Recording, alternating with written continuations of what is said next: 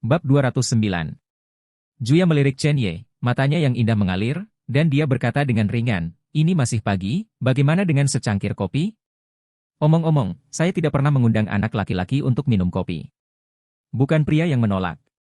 Seorang gadis. Alasan mengapa Juya mengatakan ini adalah karena dia penuh dengan rasa ingin tahu tentang pria di depannya. Awalnya, identitas Chen Ye tidak akan memberinya minat sedikit pun. Bahkan jika Chen Ye sangat kuat dalam seni bela diri dan merupakan orang pertama di Jiangcheng, itu bukan apa-apa di matanya. Tapi dari kata-kata Bai Libing, dia tahu banyak tentang Chen Ye. Dia bahkan tahu bahwa Chen Ye adalah kepala instruktur jiwa naga. Mayor Jenderal termuda di Cina. Pemimpin di atas tidak mungkin membuat keputusan absurd seperti itu di bawah tekanan tanpa alasan. Jelas, Chen Ye pantas mendapatkan apa yang dilakukan Huaxia. Layak kesepiannya. Adapun mengapa, itulah yang menarik minat Juyanya. Dia bahkan mengirim seseorang untuk menyelidiki Chen Ye secara komprehensif. 5 tahun lalu, sampah yang ditolak semua orang. 5 tahun kemudian, biarkan jiwa naga yang kuat menekan dan menyerah. Di mana Chen Ye selama 5 tahun terakhir? Baik. Chen Ye secara alami tidak akan menolak. Menurut Zhu Zixuan, Juya saat ini adalah satu-satunya cara untuk mendapatkan bahan untuk pedang pembunuh naga. Tidak lama kemudian, keduanya sampai di lantai 2 sebuah kafe. Lingkungan sangat tenang. Duduk berhadap-hadapan. Juya mengaduk kopi di depannya dan berkata, "Kamu harus meminta sesuatu ketika kamu datang ke rumah Ju." Mata Chen Ye menyipit, dan dia berkata dengan rasa ingin tahu, "Kamu langsung, bagaimana jika tidak?" Hari-hari ini adalah pertemuan klan keluarga Ju. Hanya orang-orang dari keluarga Ju yang akan muncul di sekitar sini. Tetapi kamu di sini sekarang, bukankah itu berarti kamu memiliki permintaan dari keluarga Ju? Saya, Juya, selalu berterus terang dalam pekerjaan saya. Biarkan saya memberitahu Anda, jika Anda dapat membantu saya secara alami akan membantu. Bahkan demi Bai Libing, saya akan melakukan yang terbaik.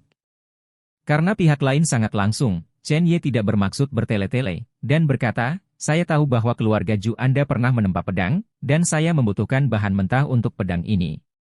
Tidak ada kejutan di mata Juya, dia menyesap kopi dengan anggun, dan berkata, "Keluarga Ju saya dulunya adalah keluarga pembuat pedang, tetapi keluarga Ju kami telah membuat ribuan pedang, saya tidak tahu yang mana yang kamu butuhkan."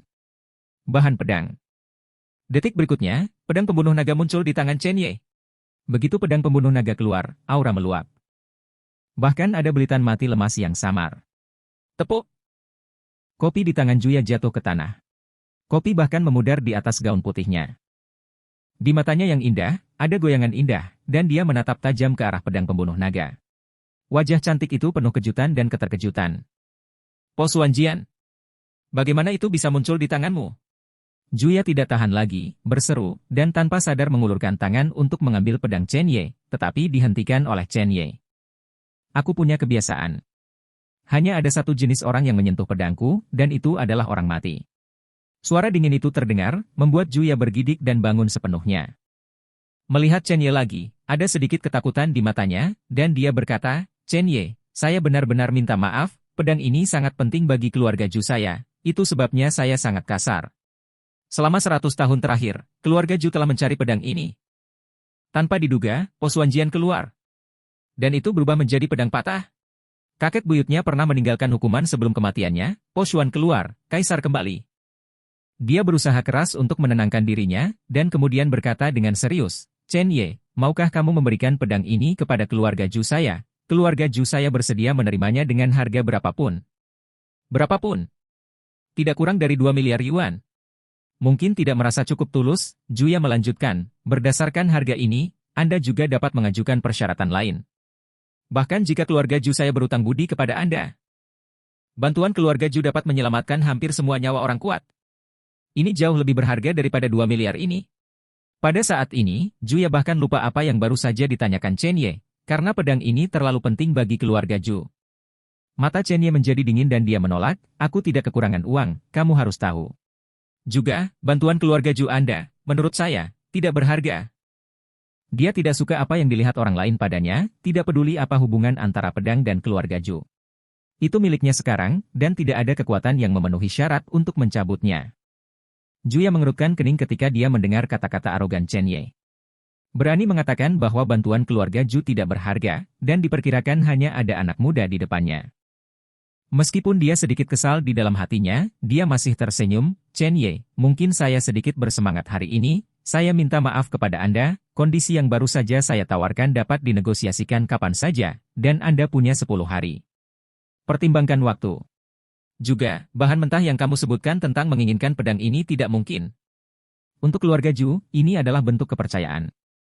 Sebelumnya, dia berinisiatif untuk mengundang Chen Ye minum kopi. Sebenarnya dia sangat ingin berteman dengan Chen Ye dan memahami Chen Ye secara lebih komprehensif. Tapi sekarang penampilan pedang ini telah mengubah segalanya. Kepentingan dan emosi apapun, di depan pedang ini, tidak dapat disebutkan. Nilai Chen Ye jauh lebih rendah dari pedang ini. Chen Ye berdiri, melirik Juya, dan berkata, sepertinya tidak ada ruang untuk membicarakan masalah ini. Kalau begitu, selamat tinggal. Tepat ketika Chen Ye hendak berbalik dan pergi. Bang! Ledakan keras datang langsung. Detik berikutnya, jendela kaca langsung pecah. Tembakan peluru berkecepatan tinggi ke arah alis Juya. Semuanya terjadi antara kilat dan batu api. Juya merasakan krisis dingin merayapi tubuhnya. Dia ingin menghindar, tapi sudah terlambat. Pupil matanya melebar. Pada saat ini, arus udara masuk. Gelombang udara yang kuat bahkan menjungkir balikan seluruh meja, dan angin kencang meniup pipi Juya. Sebuah tangan menghalangi alisnya. Itu adalah Chen Ye. Semua ini terjadi begitu cepat sehingga pikiran Juya sekarang kosong. Chen Ye membuka telapak tangannya, dan dengan suara, ding, sebuah peluru mendarat langsung di atas meja. Juya benar-benar jelas, dia langsung bereaksi terhadap semuanya, dan seseorang benar-benar membunuhnya. Tanpa Chen Ye, dia pasti akan mati. Namun, Chen Ye benar-benar mengambil peluru senapan sniper berkecepatan tinggi. Apa sebuah konsep? Prajurit kuno top dapat menangkap peluru, itu benar. Tapi sama sekali tidak mungkin untuk menjadi sesantai Chen Ye. Yang lebih aneh lagi adalah Chen Ye berada beberapa meter darinya barusan. Rasa takut naik ke dalam hatinya.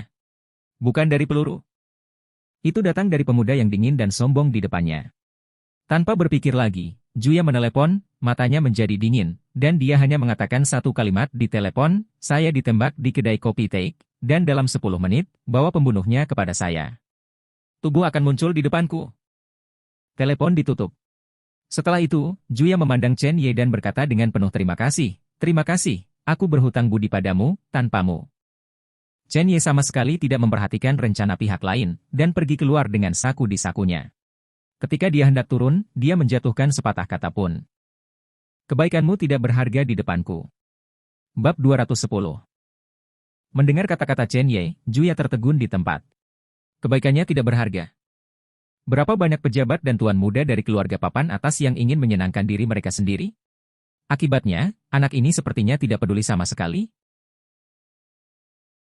Jika itu orang lain, dia pasti akan berpikir bahwa pihak lain sedang mencoba untuk mendapatkannya, tapi yang dia lihat di mata Chen Ye hanyalah penghinaan. Baik. Hanya meremehkan. Dia pikir dia akan gila. Tidak ada yang pernah membuatnya merasa begitu sedih. Dia duduk di sofa di sampingnya, memejamkan mata, dan menggosok pelipisnya dengan tangan kanannya, seolah menunggu sesuatu. 10 menit kemudian, kedua bawahan keluarga You datang ke Juya dengan seorang pria yang tangan dan kakinya patah semua.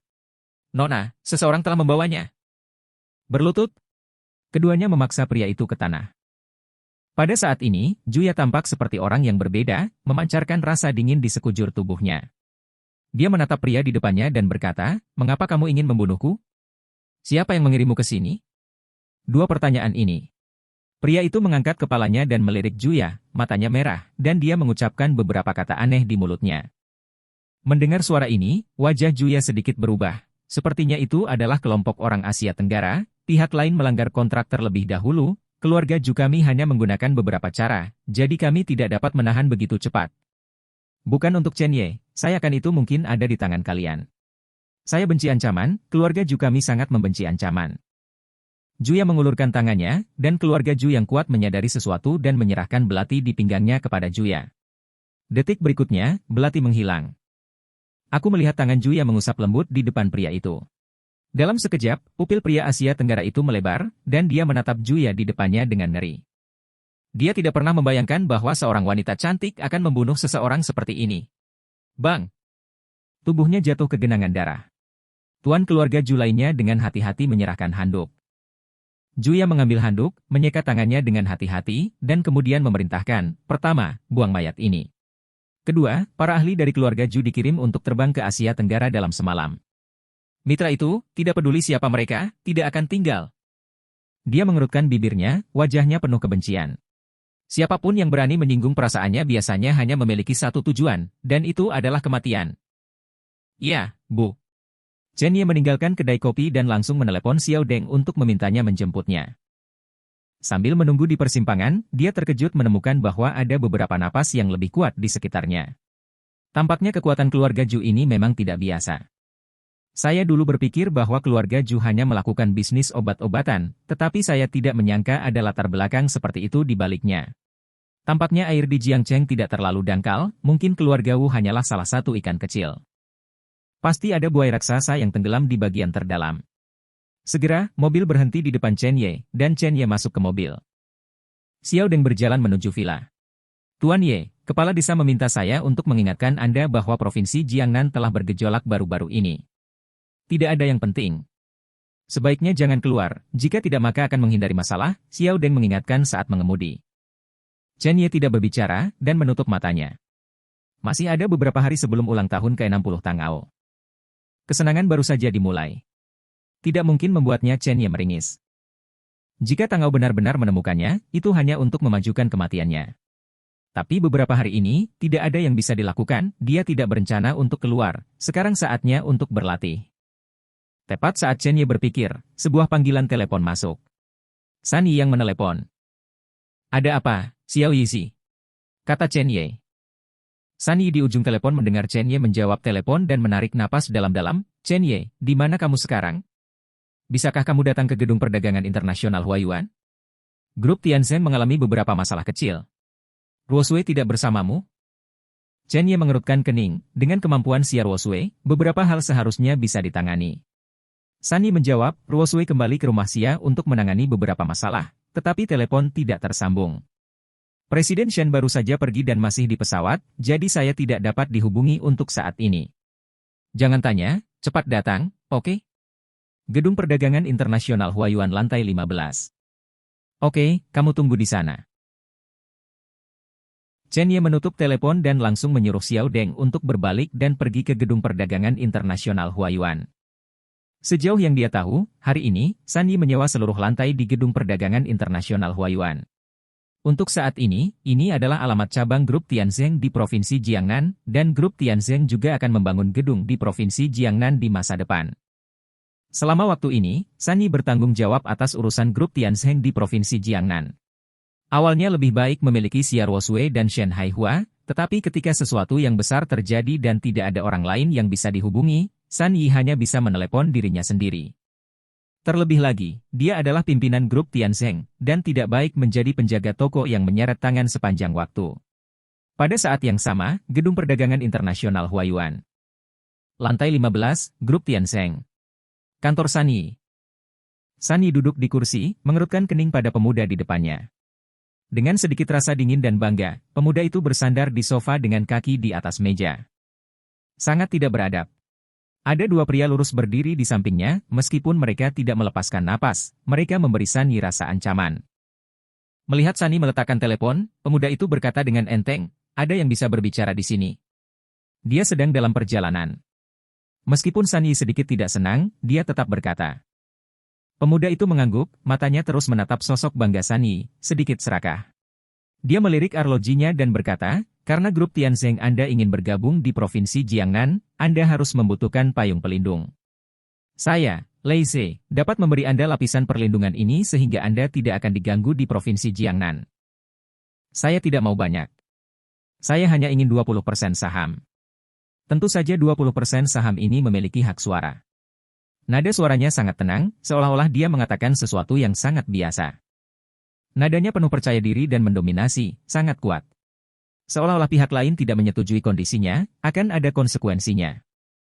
Mata San Yimei melebar, dia berdiri, dan wajahnya penuh amarah. Tuan Lei, grup Tianzhen kami tidak pernah berencana untuk menjual saham. Bahkan jika Anda menawarkan harga yang lebih tinggi, kami tidak akan mempertimbangkannya. Lei Ze menyalakan rokok, menyesap, dan berkata sambil tersenyum, Nona San pasti salah paham. Keluarga Lei saya tidak berencana untuk membayarnya. Anda memberi saya 20% saham keluarga Lei. Sepertinya Nona San tidak tahu banyak tentang bisnis. Untuk berkembang, banyak perusahaan di Provinsi Jiangnan akan memberikan saham kepada beberapa kekuatan atau keluarga, sehingga perusahaan dapat berkembang dalam jangka panjang dan stabil. Jika tidak, kelompok seperti Anda yang berasal dari tempat kecil mungkin benar-benar tidak dapat bertahan hidup di Provinsi Jiangnan. Ini adalah saran. Tentu saja, Anda juga bisa memahaminya sebagai peringatan. Ancaman. Ancaman T3 Lanjiang.